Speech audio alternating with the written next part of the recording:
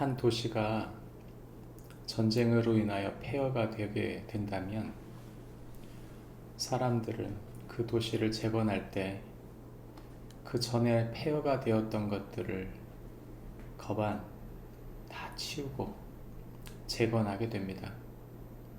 다시 말하면 부서지고 망가진 것을 다 뜯어내고 파내고 그리고 난 다음 새로운 건물을 짓는 것이죠. 재건이란 이처럼 단순히 그저 무너진 것 조금을 바꾸는 것을 말하는 것이 아니라 안에 있는 이미 폐허가 되었던 것들을 다 걷어내고 난 다음 세우는 것입니다. 오늘 우리가 읽은 성경 본문에는 바로 그런 재건의 모습을 보여주고 있는데, 오늘 성경은 우리에게 이렇게 말해줍니다. 성도는 철저한 심판을 통해 하나님의 회복을 맞이함을 아는 자이다. 성도는 하나님의 철저한 심판을 통해 하나님의 회복을 맞이함을 아는 자이다 말해줍니다. 하나님의 백성들에게 있어서 하나님의 심판은 그것이 하나님의 심판으로 끝나는 것처럼 느껴질 것입니다. 그러나 하나님은 거기서 끝내지 않고 당신의 회복을 그 안에서 다시 일으키십니다. 예레미야의 마지막 장인 예레미야 52장의 이 중반에 나오는 내용, 이것은 하나님께서 바벨론을 통해서 이스라엘 백성, 이스라엘 성, 그들이 그토록 아꼈던 그들의 성전이 파괴되고 뺏기고 잡혀가고 있는 것을 이야기해 주고 있습니다. 12절부터 14절까지는 예루살렘 성의 파괴에 대한 이야기를, 15절과 16절은 포로로 잡혀간 자들과 남게 된 자들에 대한 이야기를, 17절부터 23절까지는 예루살렘에 있었던 그 성전, 여호와의 성전에 대한 이야기를, 파괴된 성전에 대한 이야기를 하는 것이죠. 우리는 보통 성 그러면 그 성 자체가 의미가 있을 것이다 생각합니다.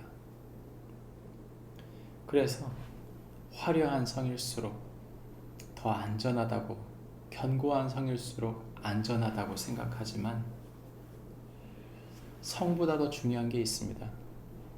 그것은 바로 성 안에 있는 백성들이죠. 백성이 없는 성을 생각해 보십시오.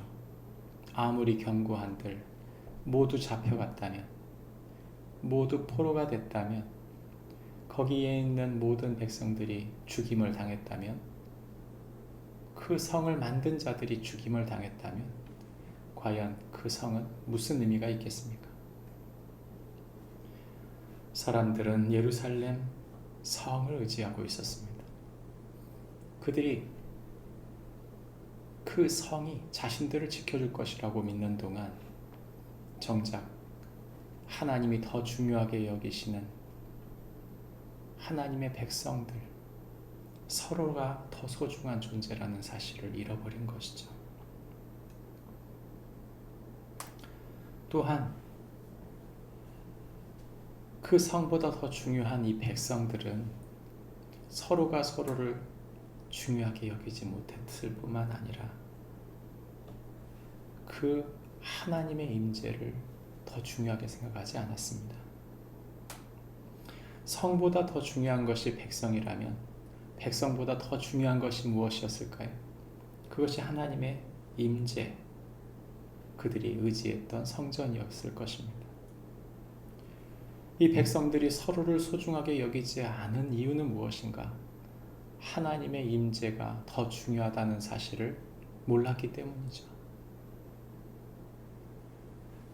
하나님의 임재가 없는 관계, 하나님의 임재가 사라진 공동체, 그것은 사랑을 주고받지 못하게 되는 관계가 되는 것입니다. 하나님의 은혜가 끊어진, 하나님의 사랑을 깨닫지 못하는 관계, 그런 공동체는 모두 포로로 끌려가거나 또는 가난해진, 누군가를 보살필 수 없는 존재들이 되는 것입니다. 그렇다면 그들에겐 성전이 있었는데 왜 이런 일이 벌어졌는가? 하나님은 성전의 존재보다 하나님의 임재가 없는, 하나님의 부재가 된 성전이었기에 그곳에 있는 사람들의 성전을 파괴하게 된 것입니다. 다시 말하면 형식은 있고 틀은 있고 제도도 있고 성직자도 있지만 조직도 있지만 정작 있어야 할 하나님을 사랑하는 마음, 하나님의 말씀을 순종하려는 결단, 그 순종을 향해 모든 것을 내어드리는 하나님을 사랑하는 믿음, 그것이 그들에게는 없었던 것입니다. 그리함으로 하나님은 결국 이 성전을 갈대아 사람들로 하여금 다 뜯어가도록 허락하신 것이죠. 우리는 돌이켜봐야 합니다. 이 순서대로 우리의 삶에 있어서 우선순위가 무엇이 되고 있는가? 하나님의 임재가 없는 성전, 서로 사랑하지 않는 관계, 진정으로 백성이 더 소중하다는, 사람이 더 소중함을 잃어버린 성, 이 모든 것은 우리에게 있어서 철저한 심판을 가져오는 과정이라는 사실을 돌이켜보아야 합니다. 말씀을 드리겠습니다. 그렇다면 우리가 정말 찾아야 할 하나님의 임재, 그 임재를 찾을 때 하나님은 무엇을 행하시는가? 그것은 내일 본문입니다. 내일 본문에는 하나님의 임재, 그것이 무엇을 뜻하는지를, 하나님의 심판 속에서 하나님의 회복이 무엇을 가져오는지를 내일 보여줍니다. 말씀을 마칩니다. 하나님께서 우리에게 주신 소중한 당신 자신, 내일은 크리스마스입니다. 하나님은 우리에게 무엇을 주고 싶어 하시는가? 그것은 화려한 성전이거나 지혜로운 하나님의 백성들이거나 우리를 지켜줄 굳건하고 견고한 성이 아니라 하나님은 당신 자신을 주시고 싶어 하십니다. 예수 그리스도, 하나님이신 그분이 인간이 되어 인간의 연약한 보호를 받아야 하는 아기로 이 땅에 오시는 이유는 하나님은 우리에게 자기 자신을 주시고 싶어 하신다는 것을 보여주는 가장 큰 증거입니다.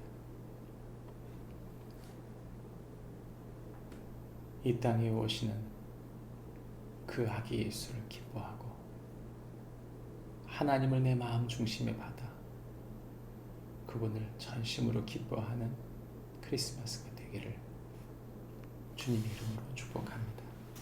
기도하겠습니다. 하나님 아버지,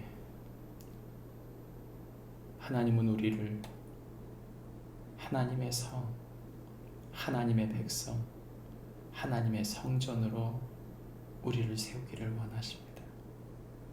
그러나 얄팍한 인간적 지혜로 이 모든 것을 세울 수 있는 것이 아님을 기억하게 하여 주십시오.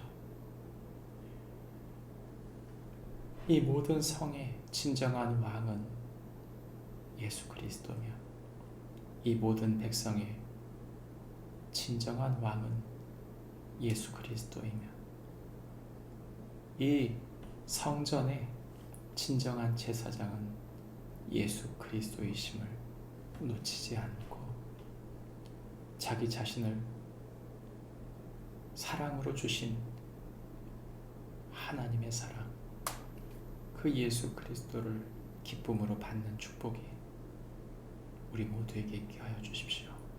예수님의 이름으로 기도합니다. 아멘. 하늘에 계신 우리 아버지여, 이름이 거룩히 여김을 받으시오며 나라 임하옵시며 뜻이